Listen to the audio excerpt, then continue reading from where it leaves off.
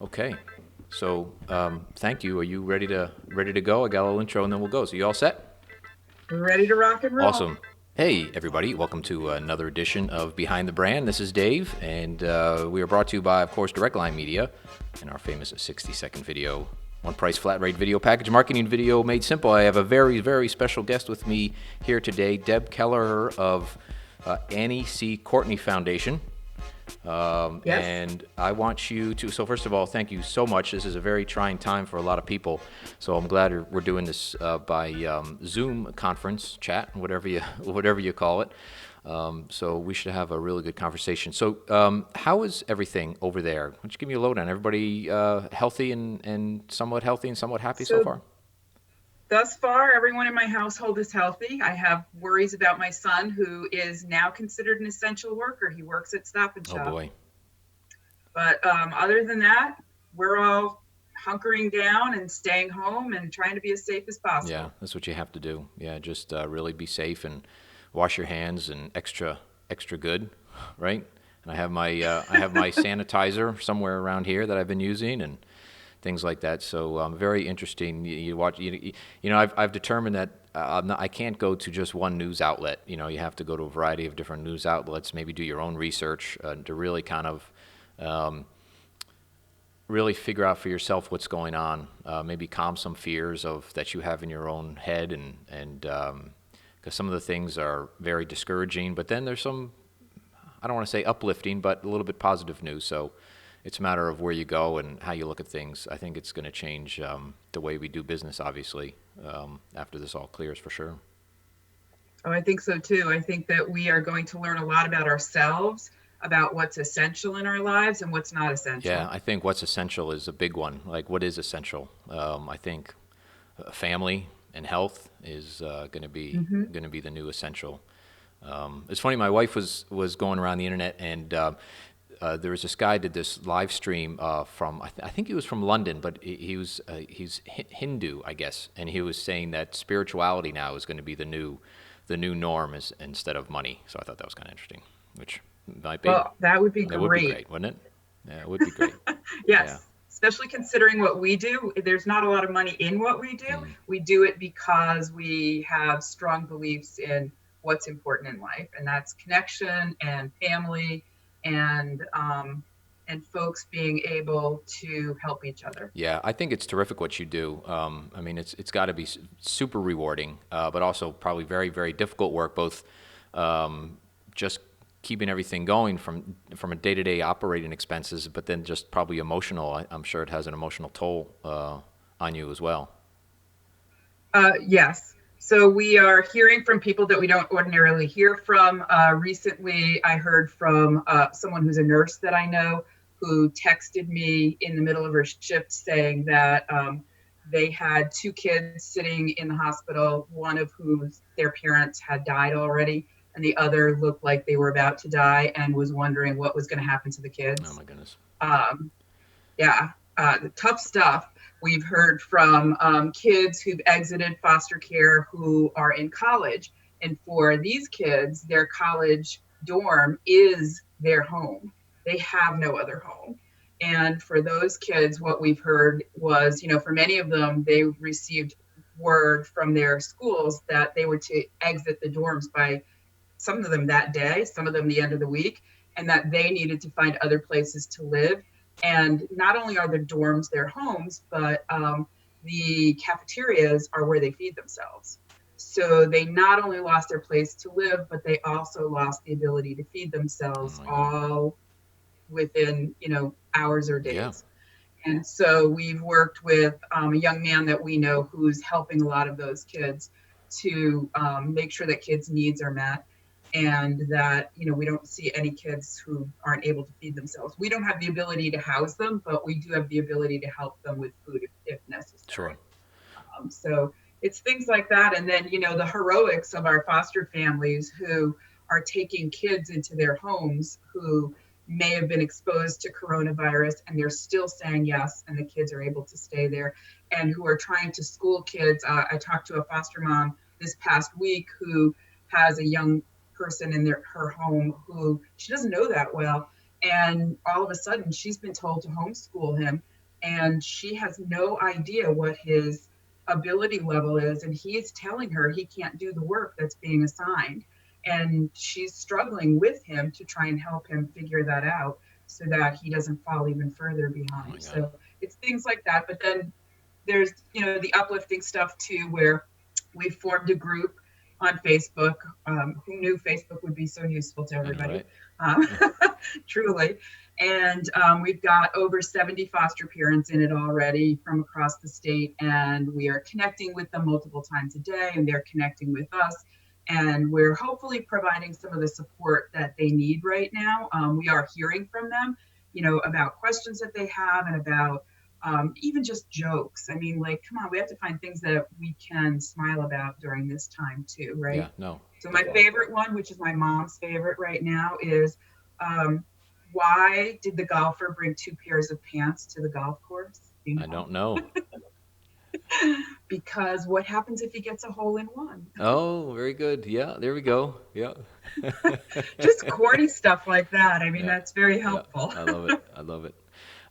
So a lot of people probably, or maybe some people watching, really don't know what you do. So can we start from the beginning? You know, just start from the beginning of what you do, how your organization started, and why you thought it was important to keep moving forward. Sure. So we are an agency that helps people become foster or adoptive, or what we call kinship families. I'll explain that in a minute. And the way this started was back in the 1980s. I'm dating myself here. I became a foster parent with the intention of adopting, and I ended up adopting three boys from foster care. And at the time, that this was not what I thought I would do in my life. In fact, actually, I worked in video, similar to what Okay. you do, um, and became really engaged in learning more about the needs of kids and families, and changed what I did to this, um, That was a and that was a became, train. Yeah, oh, yeah, that was a train. I have train tracks not too far. Yeah. oh, Yeah. cool. So signs of Yeah, life. exactly. Anyway, so became my life's mission. I started teaching classes for prospective foster families. I found I really, really loved teaching.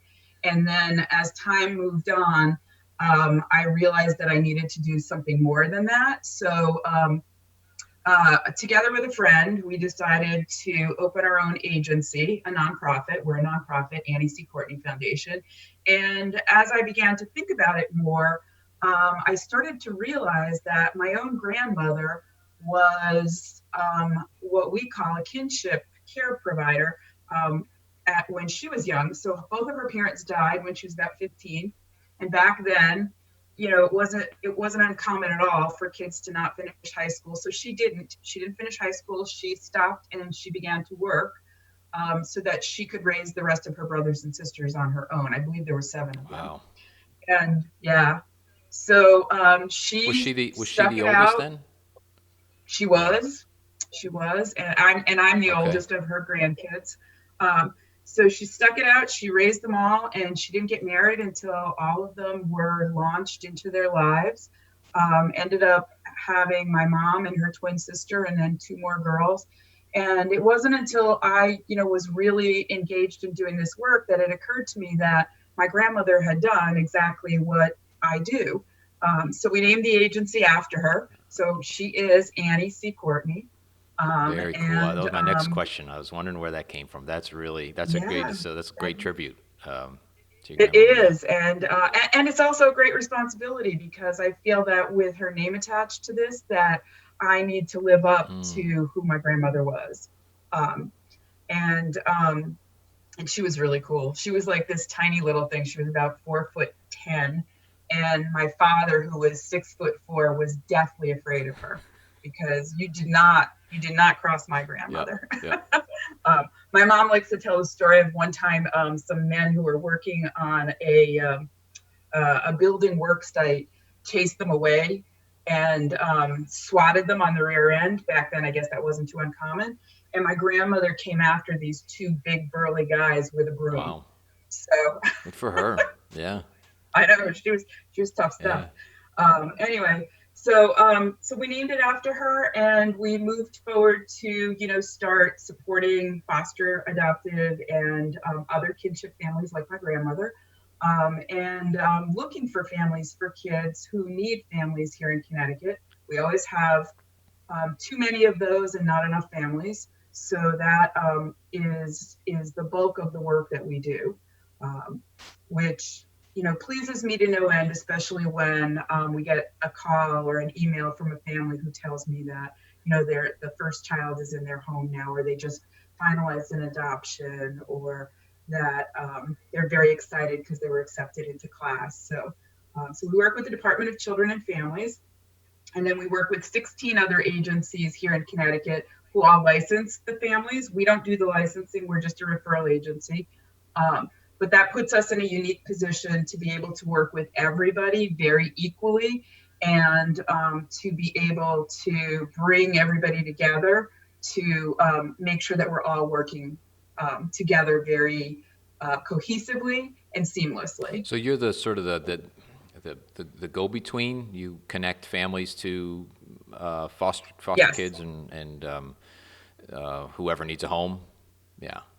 Is So it we just is it connect them to the okay? agencies, and the agencies connect them to the Gotcha. kids. Okay. Gotcha. Yeah, so that becomes our part in this, and it also is our part to then, help them navigate if there are any bumps in the road for them getting licensed, or if after they're licensed, if something comes up and they have a question and they really don't want. Oh, you can see my Yeah, I cat's do. tail, Yeah. so sorry That's about that. okay.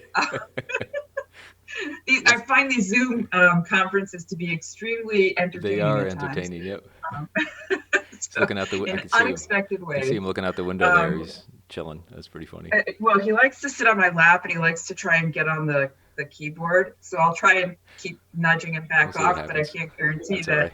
I'll be able to control it. Um, anyway, so that's the bulk of the work we do. We have a recruiter down in Fairfield County, and then I do a lot of work up in our area of the state. And then in addition to that, I attend a lot of meetings out in the community to bring awareness about the needs of our kids to the greater community, and to also kind of work within the community to talk about the mental health needs of kids and make sure that we are addressing that as a state and as a larger community. We attend meetings to help with that part of it too. I'm guessing there's probably a lot of mental health issues that you have to contend with um, doing what you do. And what do they think? What do you think they stem from? The mental health, is that a cause? Is that you touch on that a little bit? So we are very aware of the fact that when kids enter foster care, it means that they've already accumulated a large amount of trauma.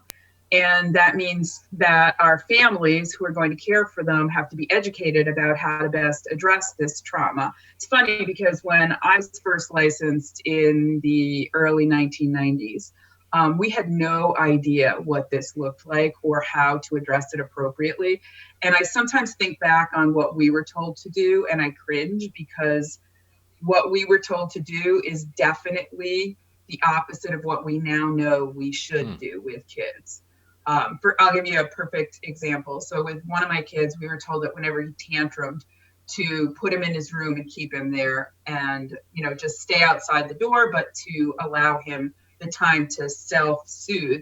And we now know that that's absolutely the wrong thing to do for kids who've experienced a lot of trauma. They don't know how to self-soothe, and they need our help to learn how to regulate themselves and learn how to develop the skills that they've never been given while experiencing all those traumas. So yes, trauma is a big part of what we do, and it is the bulk of what families need to learn when they go through classes to become foster parents. So what do you do now instead of putting them in their room? What's the protocol, I guess? With Hold them okay, close, keep them with you. okay, We call it time in rather than time okay. out. And sometimes it seems kind of antithetical to what you would think you would do, but for kids, they need to learn that the adults in their lives can stay self-regulated. So, whereas You might feel very unregulated yourself, experiencing a kid who's, say, punching a hole in the wall, or I, I can recall being in a car with a kid who was kicking the door out of the car and actually succeeded in doing that. Um, the challenge becomes staying regulated yourself and bringing the child back down to a lower level so that they can become regulated again, rather than also, participating in the chaos. Is that by talking to them or holding them, or a combination? Sometimes both, sometimes one or the other. You learn what works best for kids. I had one who liked to be held. I've worked with others who don't want to be touched because of their own traumas. And so it's about talking and keeping your voice low. One of the things we often recommend to parents is, if a child is getting really, really loud, to speak in a very, very soft voice, because eventually their curiosity will get the better of them and they'll want to hear what you have to say, and they have to be quiet in order to hear you. Oh, interesting. Yeah. Yeah. Oh, that's you would think it would just be because that's a calming voice, but that's I never thought of it that way. Yeah, they're going to want to hear what you say, so they be quiet and listen. Oh, that's interesting. So it's a customized approach to each child, really.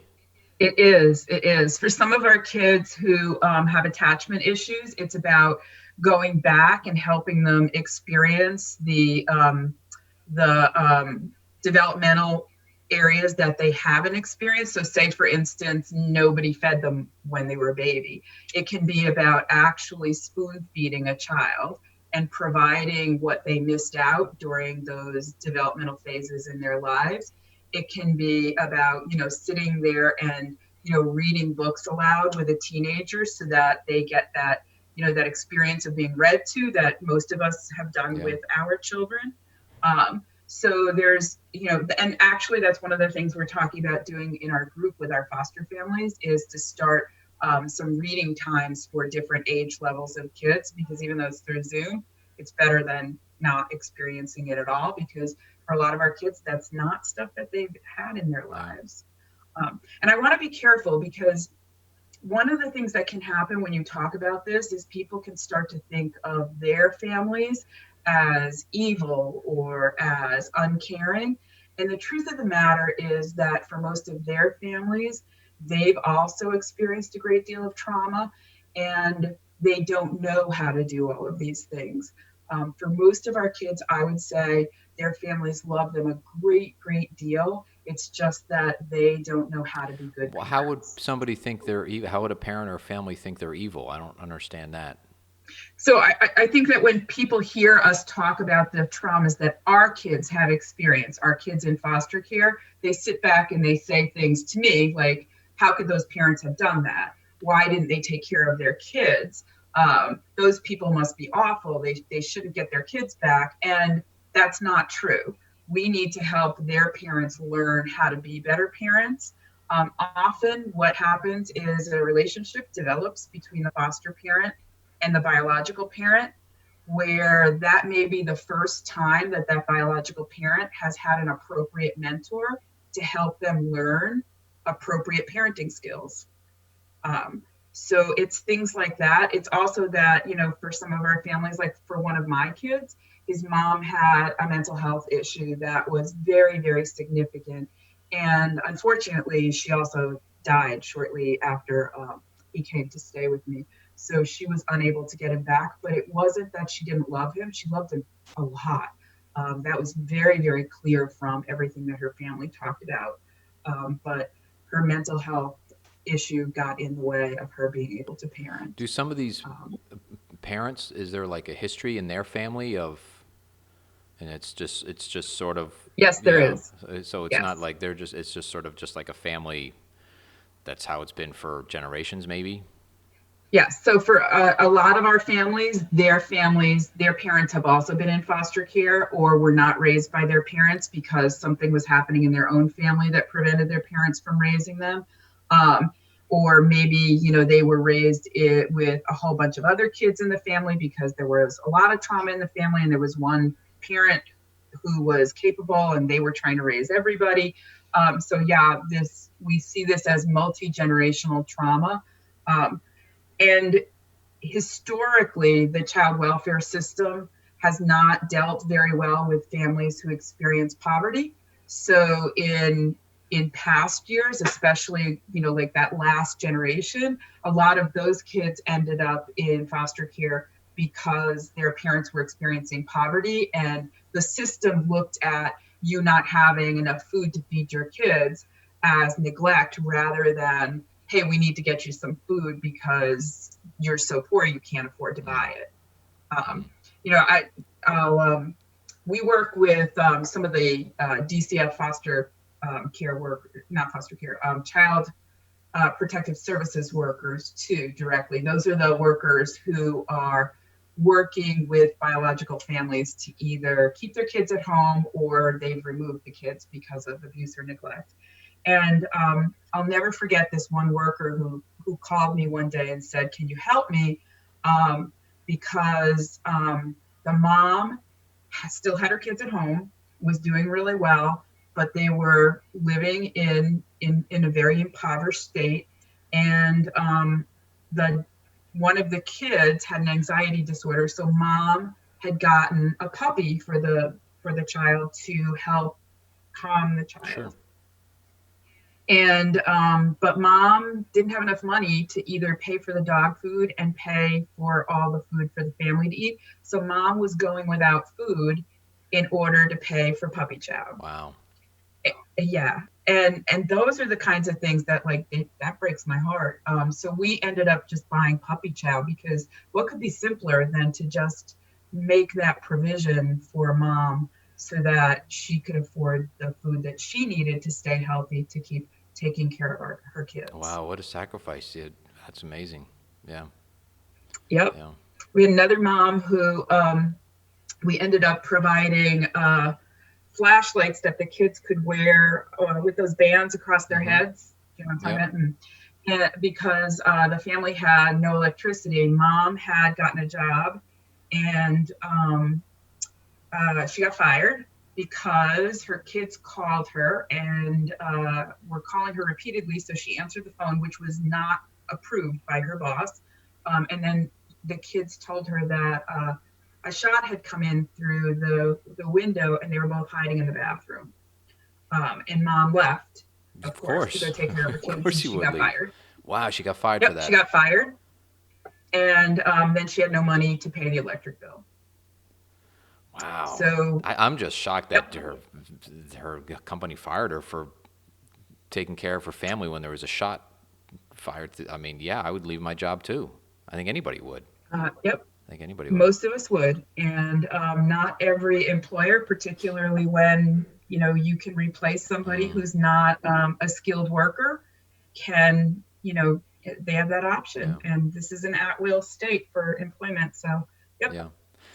So those are the kinds of things that we, that most folks don't ever hear about, that we try really hard to make sure that we provide when the information comes to us. So let me ask you this. I may have missed something.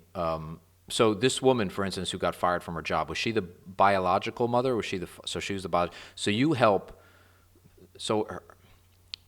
So you help families that are just struggling as well, not necessarily just placing foster kids. Is that, am I hearing that correctly?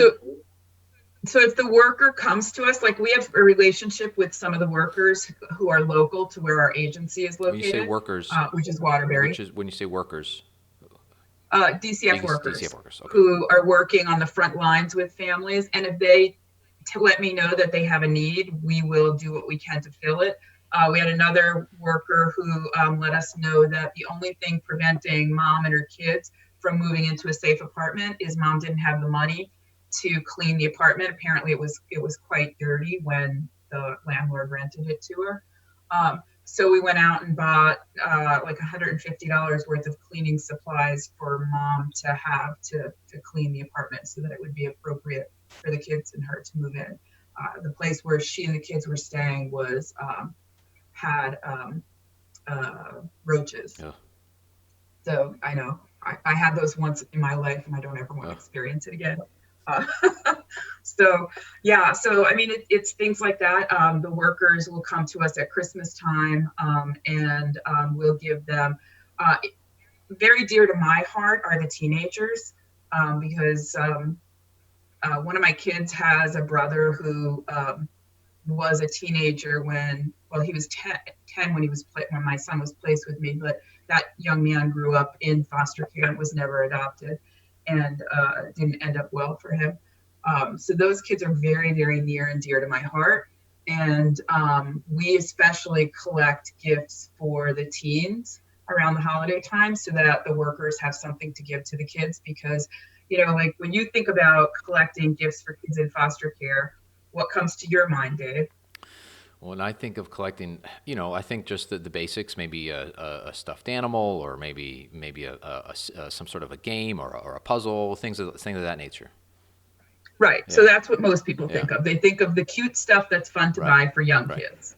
Legos, Legos. Barbie Yep. dolls, things like that. Nobody thinks about, getting a makeup set for a teenage girl, or one of the things that I love that we often collect are shaving kits for the Oh, boys, that's so terrific. that they have a first shaving kit. Things like that are for our older kids. I remember my first shaving kit. Yeah, I got my first shaving kit. I Right? remember that. Yep, it was nice. Like a Yeah, rite of yeah, passage, right. right? Yeah, I remember that. That's cool. You don't think about that. Those are great gifts for the teenagers. It's that. Yeah, that's that rite of passage that makes them. It probably really touches them really deeply. I think to get a gift like that instead of puzzles and things are great. And I guess it's the thought that counts. But I think thinking like that is that's pretty neat. Yeah, to get kids stuff like that. Yeah. Yeah.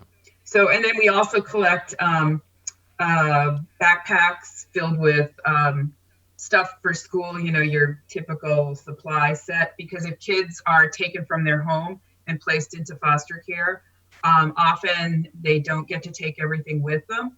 So we like to make sure that if the workers need it, that we have some backpacks at our office that they can drop by and pick one up that has items in it for the Tell me kids. some of the reasons why a child would be taken from a home. Like what would the age range be, and then what are some of the most common reasons why a child would be taken from? I'm guessing DCF would make that decision and take the child away. Yeah. Yeah. So DCF makes that decision. Kids are from 0 through 17. Once they turn 18, DCF has no jurisdiction over them unless they're already in foster care. If they're already in foster care at age 18 and they want to stay, DCF here in Connecticut will keep them till age 23 if they remain in school. okay. Oh, interesting. We're one of the most generous states in terms of how long we'll keep our kids. Okay. Which makes me proud because kids should not be out on their own at age 18. It's hard. Yeah. 18's tough to start your life. Yeah. It's still a lot to learn out there, for sure. I know. Were you ready at 18 to be all by yourself? Yeah, no, I don't think so. Not quite. Yeah, not quite. Me neither. Not quite. I personally did not make a lot of really good decisions at age 18. Yeah. No, you and me both. Yeah. So, and some of the reasons would be, so there are different categories of reasons. The most common reason that kids enter care is neglect. And then the opioid crisis has increased the number of kids all across the United States because if a parent is engaging in drug use and is unable to care for the children, then most often the child will need to be removed. We do have some programs here in Connecticut where moms can remain in treatment programs with their kids, which, believe it or not, means that the mom has a much, much higher percentage chance of success than if they're placed in a treatment program and their kids are placed in foster care. There's nothing more motivating than knowing that your kids can remain with you if you work really hard to make a mom, really able to do the work needed to recover from addiction. So let's take that scenario. So if there's a mother or father or a parent or whatever who maybe is addicted and needs to go into treatment, and they come up with that, be able to. How long is it?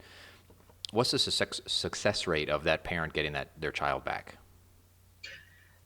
So if they're in treatment with their children, the success rate is very high.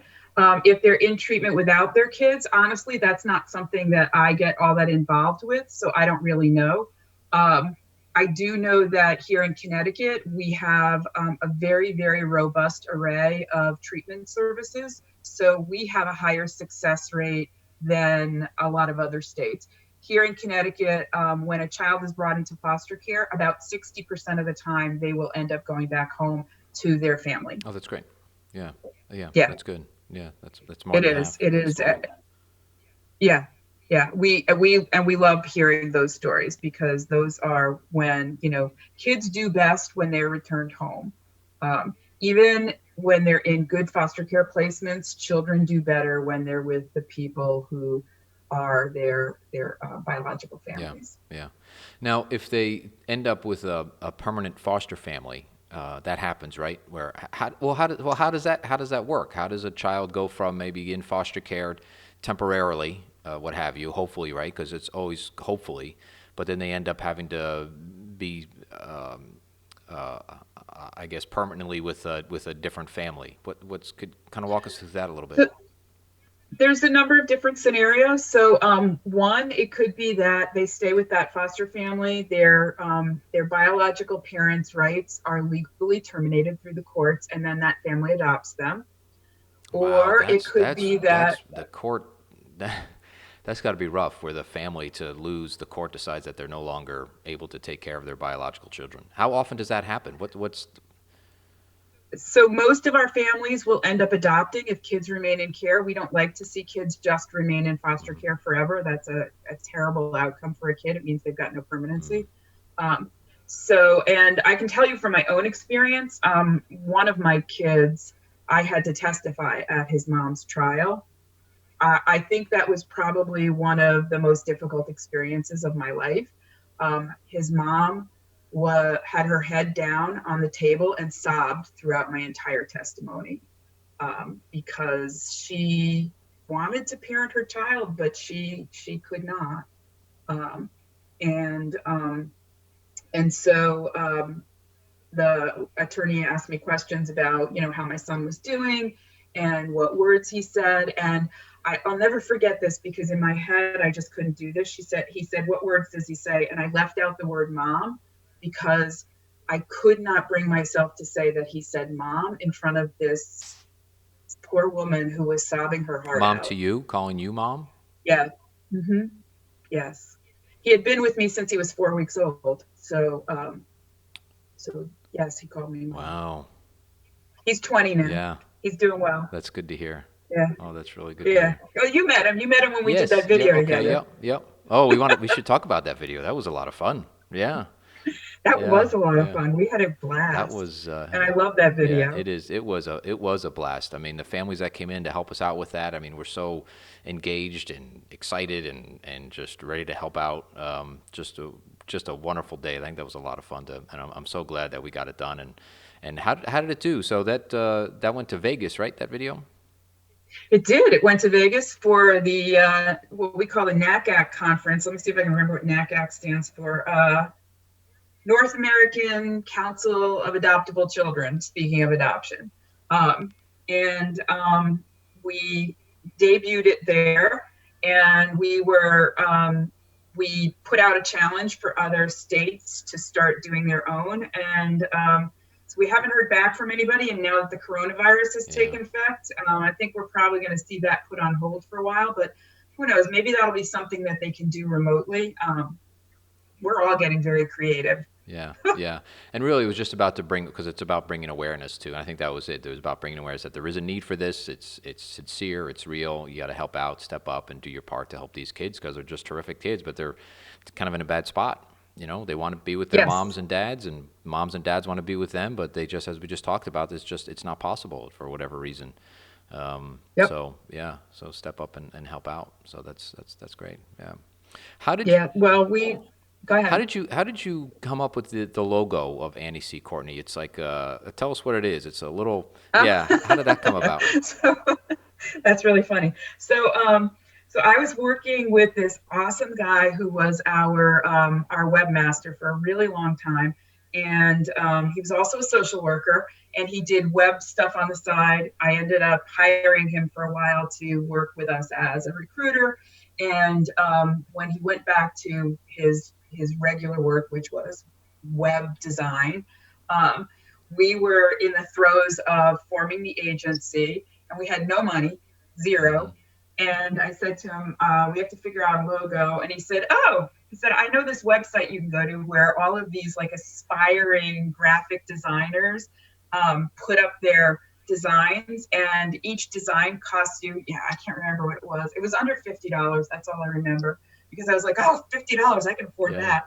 Um, and we went through hundreds of designs looking for one that A, wasn't used by anybody else, and B, looked like something that we would like. And that was the one that we came up with. And every once in a while I go back to the site to see if anybody else is using it. It's been used one other time. And I figure at some point when we have enough money, we'll contact the designer and ask them to remove it, and pay them a better fee for, use of Right. their beautiful design, which we really like. Yeah, no, that's cool. That's cool. That's neat. Yeah. So you have to. So that'd be good to be able to get it exclusive. Yeah, that'd be good. But all in time. That's terrific. How old is the Yeah. agency? Did we? Uh, well, we incorporated in 2011, and then we started doing business in 2014 when we became a nonprofit. Okay, so it's still fairly young. Yeah. Oh Yeah. yes, we're Yeah. babies. All right on. That's great. What did you do before this? So before this, I did exactly what I'm doing now, except I did it as an independent Okay. contractor. I did that from like 2007 to 2014, and prior to that, I volunteered teaching classes, and did bookkeeping work, worked in video, like I Yeah. told What'd you do? you. What'd you do in video? What'd you do? So I worked for the Palace Production Center in South Norwalk. Oh, get out. Yeah. So are you familiar Yeah, with I was the. Stage 18 and Video Film Systems down there? They were I don't down think on so. Leonard Street. I worked there. Anyway, yeah, I'm Oh, familiar. I'm really? So familiar I with worked Palace. there back in the 1980s. Okay. So back when there was 2-inch film and Oh, that Beta may be before. and That might be before them. VHS. Yeah. Yeah. Yeah. Oh yeah. So it was a lot of fun. People who work in video are loads of Yeah, fun. no, they are. Yeah, no, they are. Yeah, let's see. When did I go? I was at a place called Video Film Systems, and this was when, if you were in the video world, you rented equipment because it was just too expensive and to own. So Hmm. there's a few production companies that own their own, but a lot of people rented. So I would go in there. I worked there for 9 months, and then I had to throw in the towel. It was rough because you're just packing and unpacking all day and cleaning cameras and gear and equipment. But you meet a lot of people because he rented to the guy who owned it rented people out of New York, all over Connecticut, a lot of corporate stuff. But they're no longer because there's another rental house in North Haven and they're closed up too because everybody just the way it's going, equipment's become so affordable now that there's no need for rental houses. So it's interesting. Yeah, Yeah, it is. It's very different from when I did it. yeah. I also worked for Color Film Video down in Stanford. Do you I remember don't them? know them. They did massive reproduction Okay. of like corporate videos and then distribution. Okay. Yeah. Yeah, I know Angel. I Yeah, think there's a company, Angel C, down there, or there was down in Stanford. I think I did some work for them years ago. Yeah. So, but yeah. this, Well, that was all a lot of yeah, fun. it was good. I remember there was a stage there in the Palace Production Center, and it was an old theater Hmm. stage. It's got that red velvet all over it, the winding stairs, which was where we all worked, upstairs to wherever they would have had the film projectors. And we had every once in a while we'd have celebrities come through. So I remember Leonard Nimoy Okay. came Yeah. through to do some sort of like, I think it was a kids video if I recall, and Tony Yeah. Randall. I remember the day Tony Randall came in, his staff was really worried about him because he just had a tooth removed, and he was in pain. Oh, jeez. So, I mean, the bizarre things that you Yeah. remember from back in those days.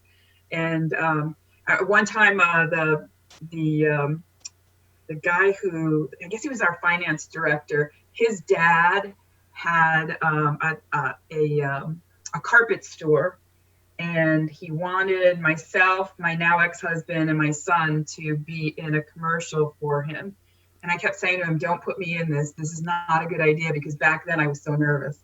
And when they were doing the post-production and editing it, he came out to find me in my office, and he said, I can't use any of the shots with you in it. And I said, okay.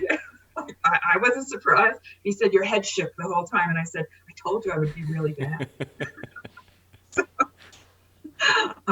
But that was so much fun back then. We used to do so many fun things, and we had so many interesting people working for us. I'll never forget the day that I'm sure you were a freelancer Oh yeah. back then too sometimes, Yep. right? Yeah.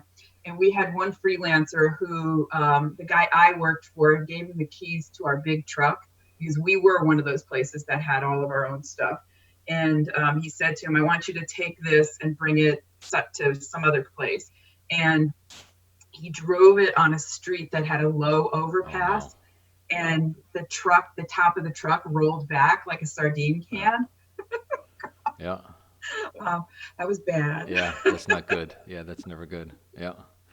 Yeah. No, that guy ended up working for Worldwide Wrestling, something Oh, like is it that. what, I don't know. WWF, which is now WWE? Is that it down in Stanford? Yeah, the one that was in Yeah, yeah, yeah, Stanford. yeah, yeah. WWF, Yeah, yeah. yeah. There's now. So we had a lot of fun back in those Yeah, days. it's been a good ride.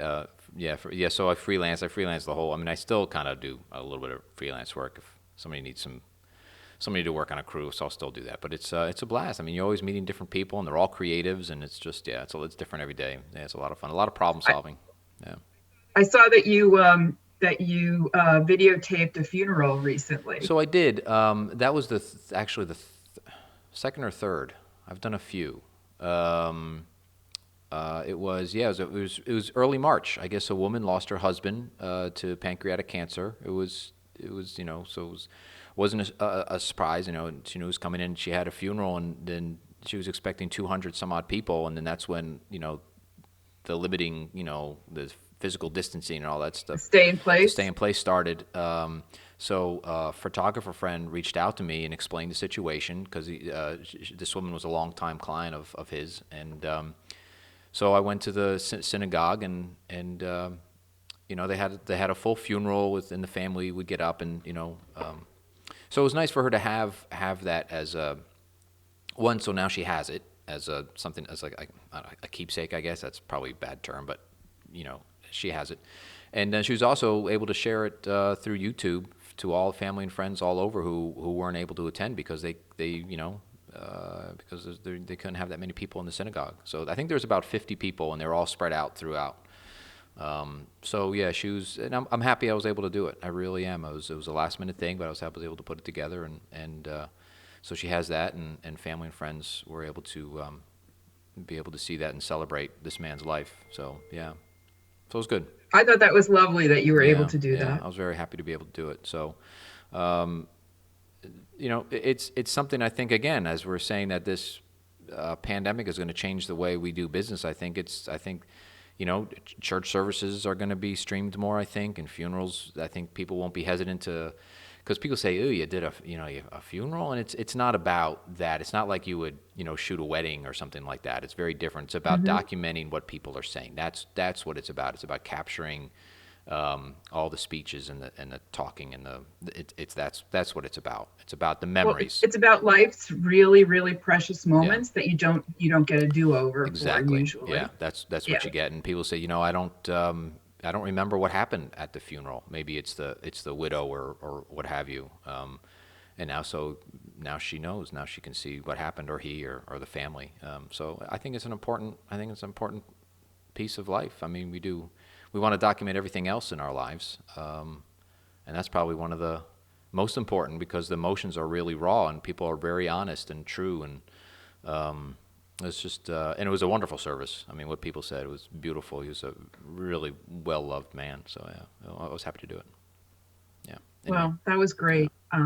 And I think you're right. I think we are going to see a lot more things like that, that we will utilize technology in a very different way than we have in the past. And I think we'll lose some of the hesitation we've had to Mm-hmm. use it that Yeah. way, um, because we're not going to have any other choice. Yeah. You're right. There won't be any other choice. I mean, who knows? Yeah. I don't want to start talking about it because it gets a little.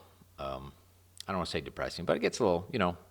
The anxiety starts about how long we're going to be not being able to just move about and see people and stuff like that. That's why I was on a Zoom meeting with the West Hartford Chamber of Commerce. Now the Chamber of Commerce has been doing our regular networking events now weekly, and we do them through Zoom. So it started with 25 people. I think this past Friday we had 45 people, And Wow. yeah, I know, all through Zoom. And everybody gets to sort of, they get on and we sort of do networking, if you will. So everybody kind of talks and every that. And then there's you get a chance to do your 30-second sort of elevator pitch.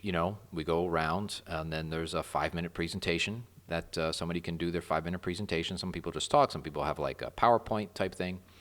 And then there's some final words and testimonials, and then we're done. So it's really well done, just like we're live, in person. But I think in that regard, I think we're still connected socially. That's why I like the term physical distancing as opposed to social distancing, because I think we're really trying hard to be social now. I think people are really working on like being social with everybody, and they don't want to be by themselves. They want to be able to talk and be social. So I think we're trying to get closer socially, even though we are having to keep our distance. Physically Yeah. distanced. So Yeah. that's my thing. I agree with you. And I saw that the Waterbury Chamber was going to be doing one of those too. Yeah, they are. Yeah, I got a couple emails. They're going to start, I think, next week. They're going to start. I think they might have done an after hours already, but I'm not 100% on that one. But yeah, some of the those the smaller groups that they have, those business connection lead groups, and then the wake up AM wake up, whatever, I forget what they call it. The Wake up Wake your up your business. business. Oh, jeez, yeah. See, I haven't been in a while. Yeah, wake up your business. So they're going to be doing that. So it's good. And maybe when this is all over, there'll be a combination of live and internet, and I think it'd be good. So some people can't make it. Maybe Wake Up Your Business will have a Zoom part to it. So there'll be able to be people there live. Also, if you can't make it for whatever reason, you can stream it from your office or wherever you be. So I think it's good. I think there's going to be a lot of good stuff coming out of this, but we just got to get through it, and we will. We will too. Yeah, Yep. I agree. And I do think that there will be some good coming out of this. I do think though that we have our challenges in front of us, and once we're through the thick of this, I think we'll the clouds will start to part, and we'll see what our new normal looks like, and how to go about utilizing that to the best of our ability. Because I don't know about you, but this I've never gone through this my lifetime. No. Yeah. It's crazy. No, and I'm not one for staying at home. That's not me. Yeah. And I'm like, what do I do next? It was funny. I was telling my wife, I says, both of us when we're home, we really like to be home and sort of. We live in West Hartford. Our neighbors are kind of close, but we'd rather be in a place where our neighbors aren't really close. We kind of like our privacy, but I love being out and meeting people and talking to people. But when I'm home, I just, that's it. Like, I'm done. Like, I don't want to talk to anybody when at the end of the day. So, it's going to be nice to get out and actually meet people face to face again and shake their hands and sit down at a table and talk about what's happening in your lives. Yeah, it's going to be nice. Yeah. Well, my grandkids live in Avon, and I'd really love to do like a drive-by and go see them, but they're so little that it's really hard for them to understand why grandma can't hug them. Yeah. So, so for now, I'm staying away so that my son doesn't have one more thing that his kids are crying about. Yeah. Well, our granddaughter, she's going to be 6 in just a couple of weeks. We're trying to figure out. My wife and I are trying to figure out what we're going to do. Are we going to are we going to do the same thing? We're going to kind of like drive up. Are we going to? I don't know. We have to. We can do something or just wait. Is she local? They're in Burlington, Connecticut. Okay, so it's not too bad. About a half hour from our house. Yeah, it's not too bad. Yeah. So. Yeah, and I already had bought Easter gifts for the kids. Oh yeah. And I was like, well, I can disinfect them, put them at the end of the driveway. At least there'll be something there. But I have to make sure that the kids, don't feel like this is grandma coming to visit. Yeah. How do you do this without, making it worse and helping the kids make it better? My daughter-in-law told me that she really needed the kids to get out of the house the other day. So she piled them all into the van and told them that they were going on a waving tour. So that's funny. They just drove around town waving at anyone who would wave to them. That's funny. Yeah, that's funny stuff. That's good. I know, right? Gotta get out of the house. I mean, we that's what we do. We just get in the car, drive around, just to kind of, or go for a walk. Go to the woods somewhere where there's nobody, and we'll just take a walk in the woods. It's tough, but that's what we do. We'll get through it. We'll figure it out. Yeah, we will. Yeah, we will. So what are your plans for the future? Do you have any, obviously you want to grow, A&C Courtney, do you have anything, any goals, this is where we want to be? What's been that discussion like if you've had one? Well, that's really interesting because I just spoke to my board about something that I've had on my mind and that I'd like to do. And we are putting together a plan to open a quote unquote store. So the store will be only for kids who are in foster care, kids who are living with relatives, whether through foster care or whether they're through probate. Actually, those families are needier typically than our kids who are whose relatives get them through foster care. And then for our kids who've aged out of care. So we want to sell them clothes at a very, very, very extraordinary discount, like $1 for a shirt, things like Yeah. that. Because what we find is that our kids tend to end up being dressed in less than really nice stuff, more like Target or Hmm. Walmart, and when you already feel like there's something wrong with your family and therefore there might be something wrong with you, one of the things we were thinking about is that we can help our kids feel better by helping them dress nicer. So we're going to be approaching some of the major clothing manufacturers to see if we can either get donations or really discounted prices for clothing and working on that. In addition, the store will have a space for our kids who've aged out of care with no family to be able to come in and wash their clothes, take a Oh, cool. shower, and yeah, and rest during the day because for some of them they find themselves homeless, and we can't be a homeless shelter, but we can provide them with a place of safety and rest during the day. Yeah. Yeah. Um, so that's next on our to-do Love it. list. I'm very excited about it. I can tell you that one of my kids, when he came to me with all of the clothes in. Do you remember the GE Space Maker things that would fit under your shelf in your Yeah. kitchen? Like, so they had I coffee remember makers. those. I Remember remember those? those. Yep. So his stuff was in a GE Space Maker coffee box, and not one single thing that he came with fit him, including his shoes, which were too Oh my small. God. Yeah. So this is something that is meaningful to me. And when I brought it up to my board, we have a number of former foster youth on our board, and one of them said that when she was my intern, which was back a number of years ago, that I took her shopping in, I think it was Anne Klein, a real upscale store because she was going to Washington, D.C. to do some interning. And she said that was the first time anybody had ever taken her anyplace nice to buy Oh anything. wow. Um, Yeah. yeah, so it's a really like basic thing, but it's something that we feel we could do. And it would provide us an opportunity to, connect with the kids, connect with the families after we've met them initially prior to them being licensed. It would be a way to reconnect with them and then, provide for like a basic need for kids and I think that's families. really nice. I think having a nice couple nice articles of clothing, you put those on, right, and it kind of well boosts it, Yeah, it it makes you makes you feel feel good. good, right? And when you're feeling good, you do good things, and you're productive, and whatever. So I think that's great. I love it. Yeah, that's a very cool Yeah, idea. so that's on our to-do list. So that's like my big. In fact, I keep thinking that during this time of being at home, that I should have plenty of time to write up the plan. Yeah, right.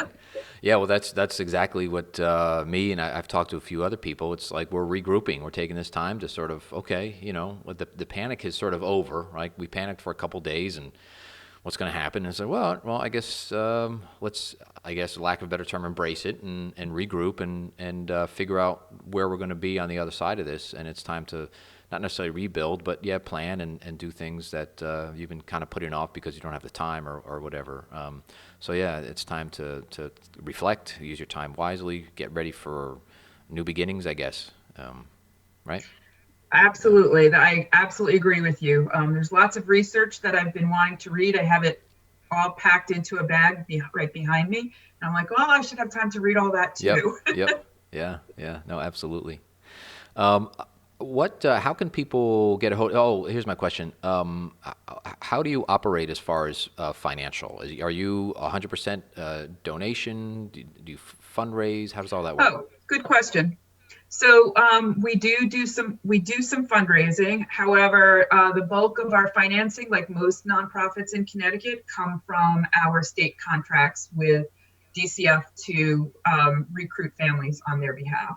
But we definitely do rely on some fundraising, especially for this new store. That would be entirely fundraising. It's not going to be a state contract.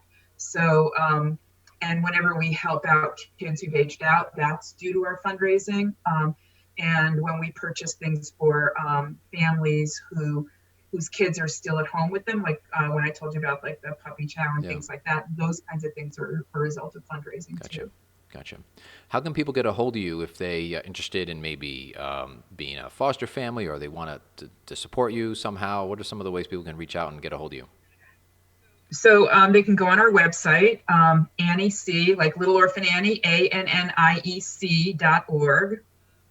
They can email me at deb.kelleher@anniec.org, or they can call. Right now, I'm just using my cell phone number because obviously I'm not in the office. So it would be 203-640-5627, and we'll answer your questions. We'll help you get started if you're interested in becoming a foster parent, if you're interested in volunteering. We have a couple of volunteers that I use like a lot, and we could certainly use other volunteers to help us with other aspects, especially as we gear up to run the store. Yeah, excellent. Yeah, I think that's great. And they can also find the video on YouTube. I think just go to YouTube Yes. and I think just search. There's a link on our There is a link. website. Perfect. Yeah, so go to the website, Yeah. you'll find that link, and you watch that video. Very cool.